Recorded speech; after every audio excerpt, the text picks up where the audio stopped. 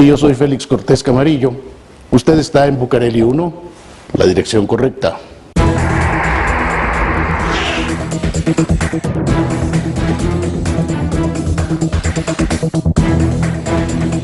Las cosas de las que los mexicanos debemos sentirnos orgullosos. Lo que pasa también es que muchas veces nos señalan más nuestros vicios que nuestras virtudes. Entre esas virtudes se encuentra el número de museos que hay en la Ciudad de México. Sin duda alguna, la ciudad que más museos tiene en el mundo.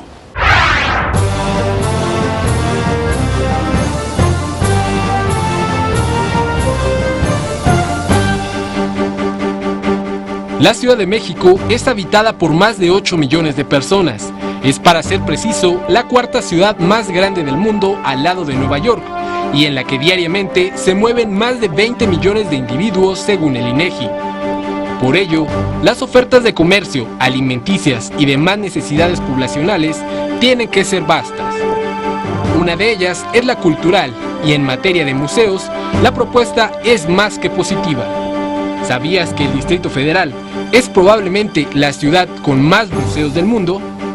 Oficialmente hay 151 y extraoficialmente más de 200.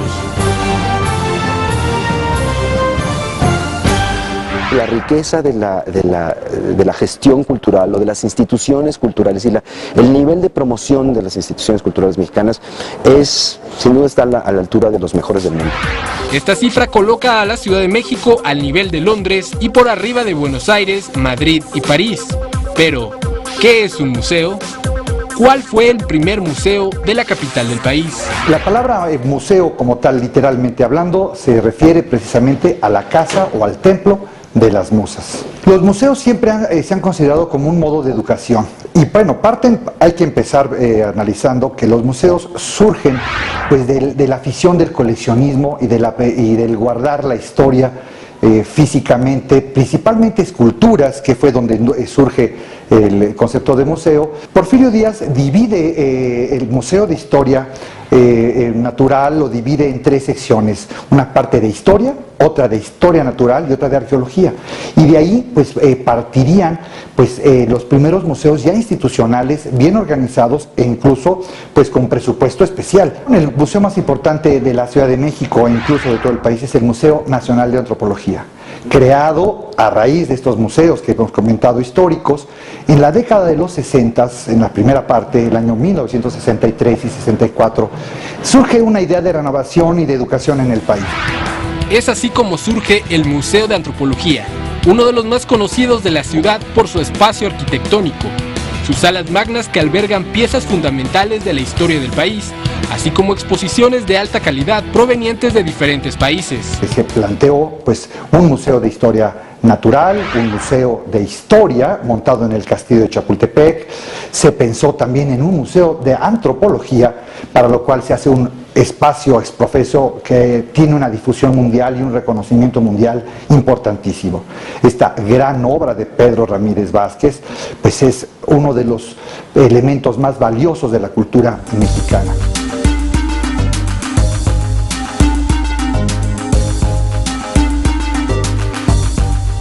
En sus salas se exhiben más de 8,000 piezas, aunque hay muchas otras resguardadas en bodegas y que nunca han visto la luz. El recinto más visitado. En 2013 lo visitaron 2.002.133 personas, y es que es solo un deleite ver su fachada con los voladores de Papantla haciendo su ritual de fertilidad.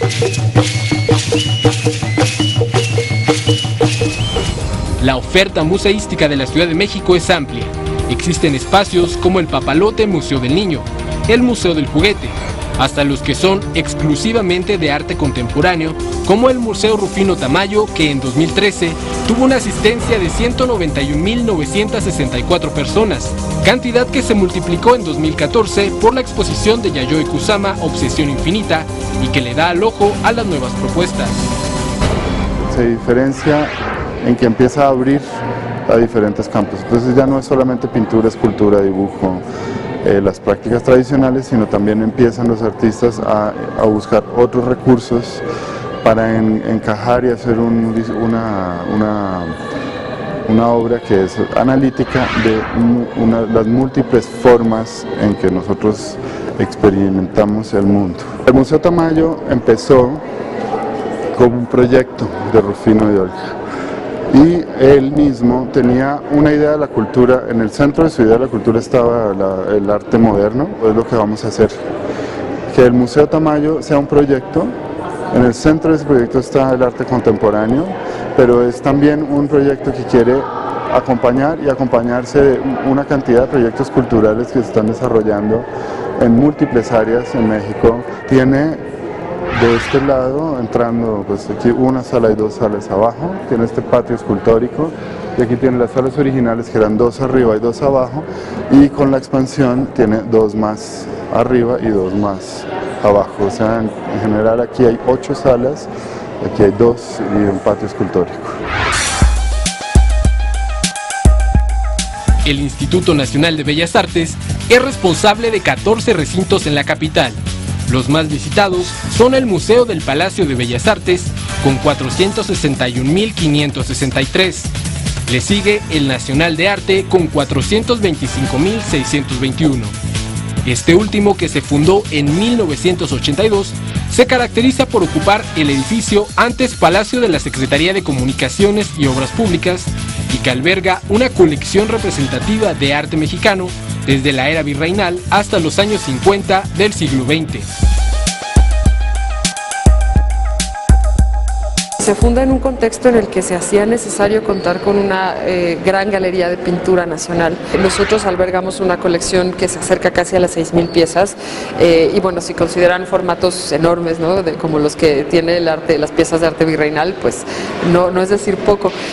Tenemos una exposición permanente que se distribuye en los 2 primeros niveles de la construcción histórica, vamos a decir, de este recinto, y esa exposición permanente es justamente esta visión panorámica desde los siglos XVI a la primera mitad del siglo XX. Que el museo no solamente ofrece exposiciones, ofrece una experiencia total que puede ser desde el disfrute arquitectónico hasta la música, hasta los talleres, hasta la participación con una comunidad mucho más amplia, conferencias, ¿no? Tenemos de todo. Siempre ha tenido una vocación de inmueble público y es una gran fortuna porque la arquitectura es muy disfrutable y además, bueno, invita a reconocer prácticamente cada uno de esos recovecos una y otra vez. Es un recinto apropiado para recibir colecciones de la más alta calidad en el extranjero. Tenemos estándares internacionales y es ahí en donde aprovechamos para, por un lado, hacer revisiones de nuestra propia colección, como fue el caso de puro mexicano en su mayoría, como para traer exposiciones muy importantes del extranjero.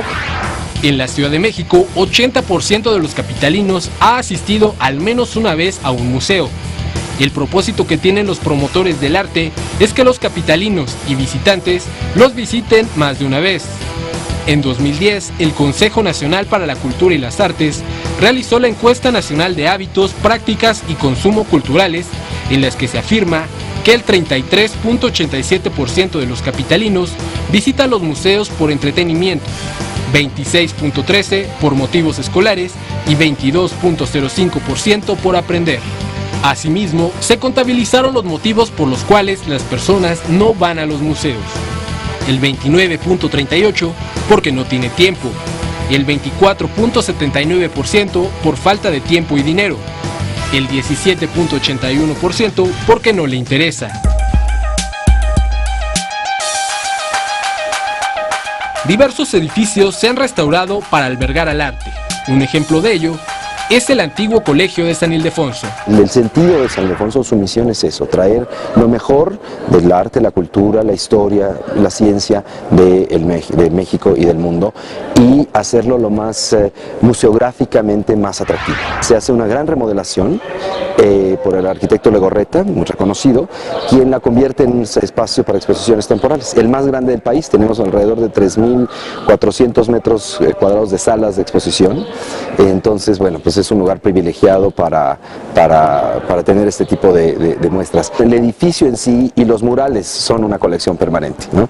La gente muchas veces, cuando estamos cambiando entre una exposición y otra, que hay unas semanas, algunas veces hemos tenido vacío de exposiciones, la gente de cualquier forma sigue viniendo al edificio y sigue viniendo al espacio. Más allá de un mero espacio de exposiciones, es un centro cultural, es un espacio de intercambio de ideas, intercambio de imágenes, entonces eso es muy rico.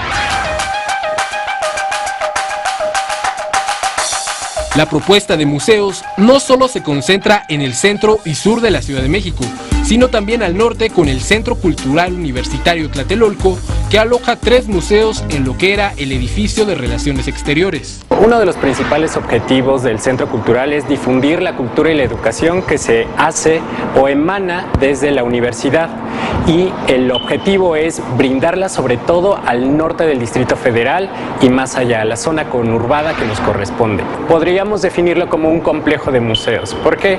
Bueno, nosotros tenemos un museo primero dedicado al movimiento estudiantil de 1968. Es una retrospectiva de carácter político-social sobre el movimiento acaecido en ese año. Por otra parte, tenemos el Museo de Tlatelolco. Tenemos muchos de los objetos que durante todo este proceso de excavaciones y sobre todo proceso arqueológico que se ha derivado de la zona arqueológica justamente que tenemos aquí a un lado, bueno, nosotros tenemos el espacio para exhibirlo y es así como este convenio surge. El INA presta las piezas y nosotros administramos el espacio. Tenemos la colección Stavenhagen. Esta colección está en exhibición en el piso número 2 de la torre y también es el museo, es de corte histórico-arqueológico, pero aquí nos van a mostrar una colección de arte prehispánico. Entonces, la gran importancia que tiene este espacio es ver la riqueza cultural de la cual, de alguna manera, somos parte de este gran mosaico y sobre todo culturalmente hablando, etnográficamente hablando, pues que complementa la mexicanidad en ese sentido.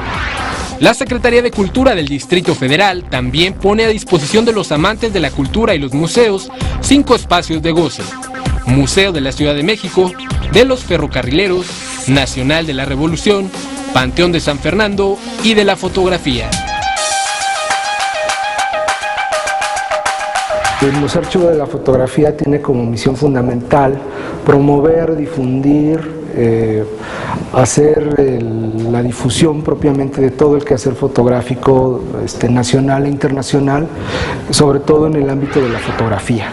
Tenemos un acervo que tiene un poco más de 2 millones de imágenes sobre obra pública de la Ciudad de México. Entonces, esa es otra misión, la de resguardar este patrimonio visual que es el acervo fotográfico, y también, obviamente, otra parte de su programa es las exposiciones temporales. Tenemos 3 salas de exhibición, que son planta baja, el primer piso y el segundo, y generalmente tenemos un programa anual de exposiciones, alrededor de 4 exposiciones anuales. Es así como la Ciudad de México se posiciona como una de las más importantes urbes abiertas al arte y la museografía. Aquellas personas que logran llegar a los museos y constituirse en sus públicos tuvieron que pasar por diversos obstáculos como los económicos, los educativos, geográficos, la competencia mediática, entre muchos otros. Haz la diferencia, visita los museos de esta tu ciudad. Con información de Emiliano Ortiz. Dentro de un momento, la cultura de la donación de órganos, una asignatura pendiente de los mexicanos.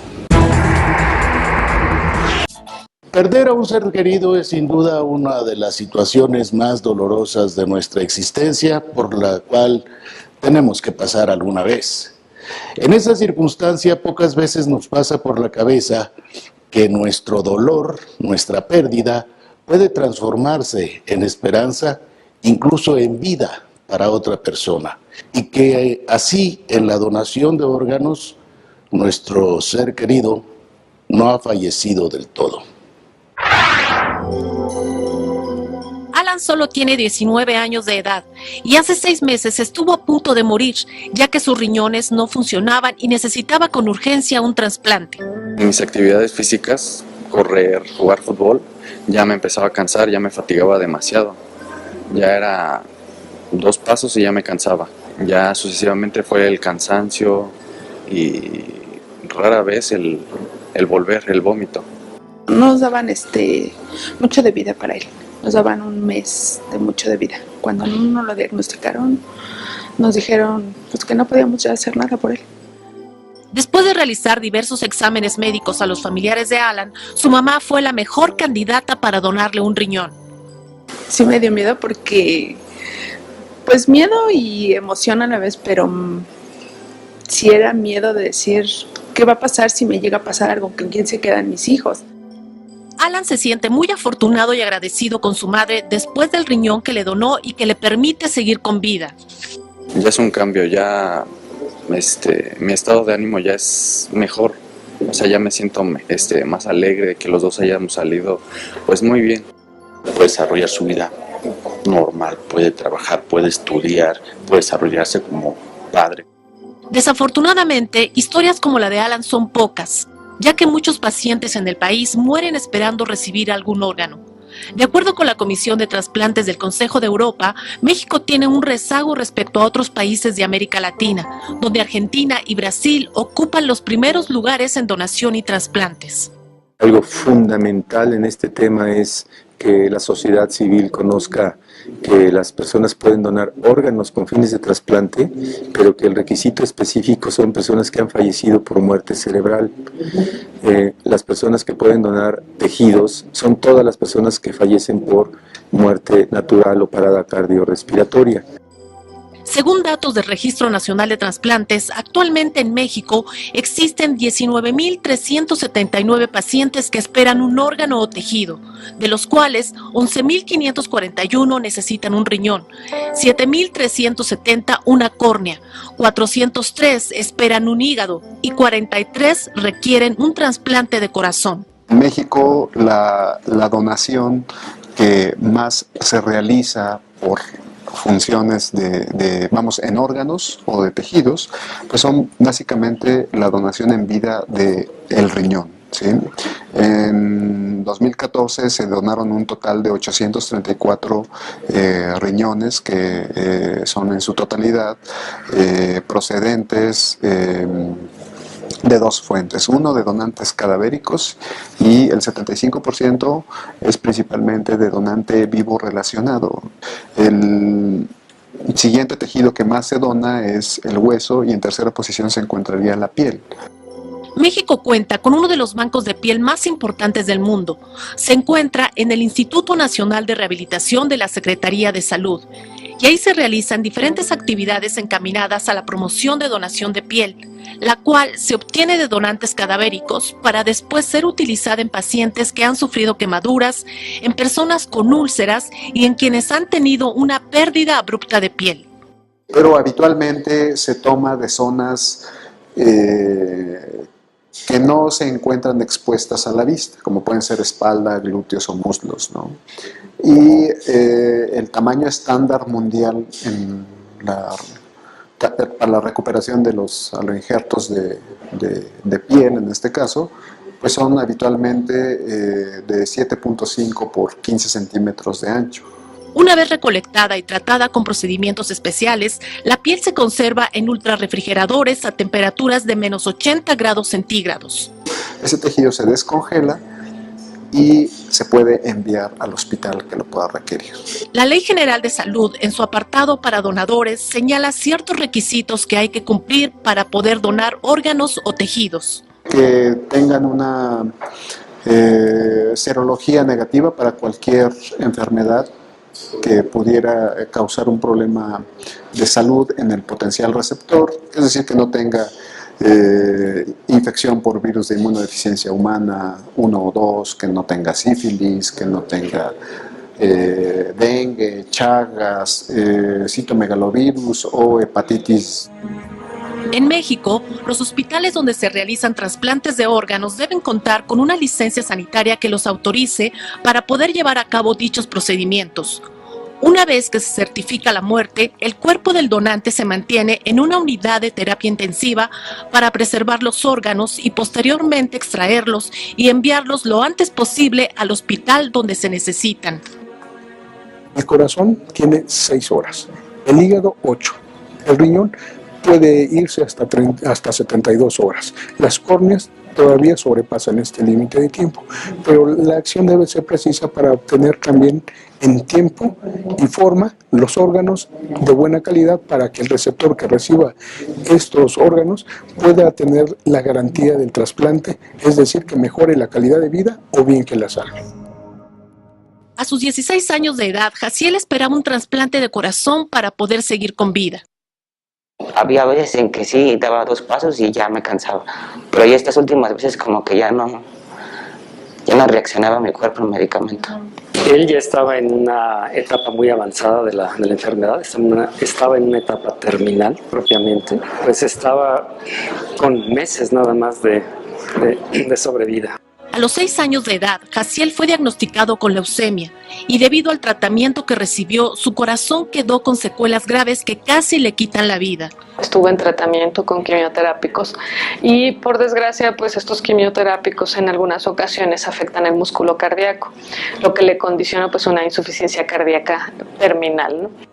Para María Teresa, madre de Jaciel, fue devastador recibir la noticia de que lo único que salvaría la vida de su hijo era un trasplante de corazón. Pues un trasplante era algo como un sueño, algo que no se podía dar, y menos de corazón, ¿no? Sabemos que nuestro país no es un gran donador en lo que se refiere a órganos. El día tan esperado llegó por fin cuando a María Teresa le informaron que tenían el corazón para Jaciel, gracias a que los familiares de un paciente que falleció decidieron donar sus órganos. Desafortunadamente, pues su familia tuvo que fallecer, ¿no? Y creo que, pues como padres sentimos el dolor que se siente perder un hijo, pero pues yo le agradezco infinitamente a la familia que hizo ese noble gesto para darle una oportunidad de vida a mi hijo. Fue así como Jaciel recibió el trasplante de corazón en el Centro Médico Nacional 20 de noviembre del ISSSTE. Es que no encuentro las palabras para decir el gesto tan amable de donar un órgano a otra persona. Les diría que gracias por darme esta nueva oportunidad de vida que tengo y pues aprovecharla. Hemos visto que no hay rechazo alguno, tampoco por el otro lado ha habido datos de infección alguna, entonces estamos muy optimistas con la evolución que ha tenido. El Centro Nacional de Trasplantes otorga de manera gratuita una tarjeta para quien desee donar sus órganos o tejidos. Puede entrar a la página del Centro Nacional de Trasplantes, www.senatra.salud.gov.mx. Ahí hay que darle clic a la parte de tarjeta de donador y entonces inmediatamente la descarga y nosotros la podemos llenar. La segunda de ellas es a través del documento oficial de donador. Este también se puede descargar de la página electrónica del Senatra, el cual se llena, se puede traer a esta institución, se firma y se sella.